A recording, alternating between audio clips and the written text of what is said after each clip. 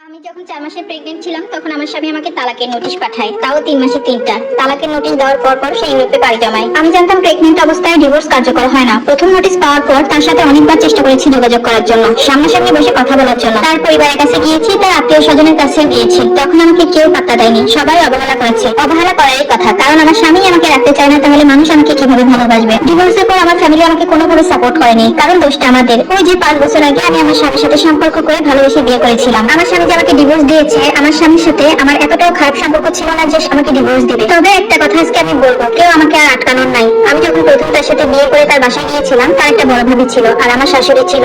তারা দুইজনই আমাকে একদমই পছন্দ করতো না। বিয়ের পর দিন থেকে একটা দিনও আমার সাথে ভালো ব্যবহার করেনি। আর এই ব্যবহারের কথা যদি আমি আমার স্বামীর সাথে শেয়ার করতাম, তখন বলে রিলেশন করে বিয়ে করেছি, টুকিটাকি একটু শুনতে হবে, তুমি একটু মানিয়ে নিও।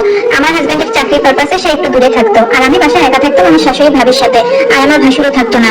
ওই যে দুজনের কাজ, সব কাজই আমার করে দেওয়া লাগতো। আমার ভাবির 2টা বাচ্চা ছিল, এই বাচ্চার অজুহাত দিয়েই কোনো কাজ করতে পারবে না, অথচ এতদিন কিন্তু সে সব কাজ করে আসছে, সব কাজগুলোই আমাকে দিয়ে করাতো। সাথে তো আমার শাশুড়ি আছে, প্রেম করে বিয়ে করেছি, বাসা থেকে আমাকে কিছু দেয়নি, এটা পারি না ওটা পারি না।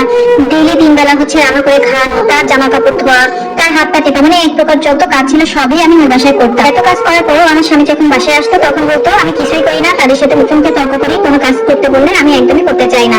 আর সব থেকে একটা খারাপ জিনিস কি, তাদের বাসায় কিন্তু একটা কাজের লোকও ছিল।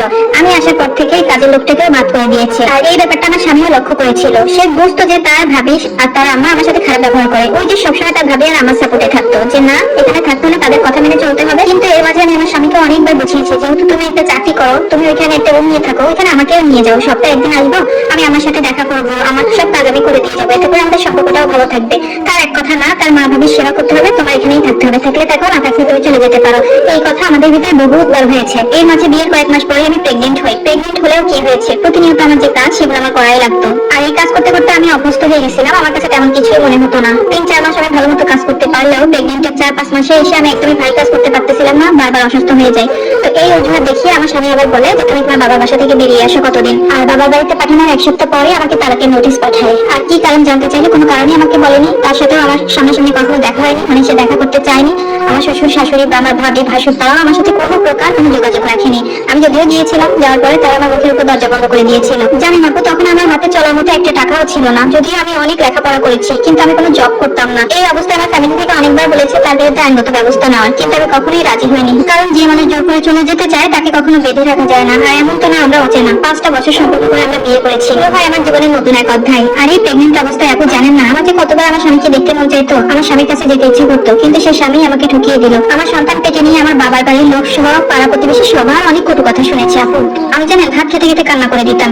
আর এই কষ্টটা না আমি কাউকে বোঝাতে পারতাম না, কেউ আমাকে বুঝতোও না।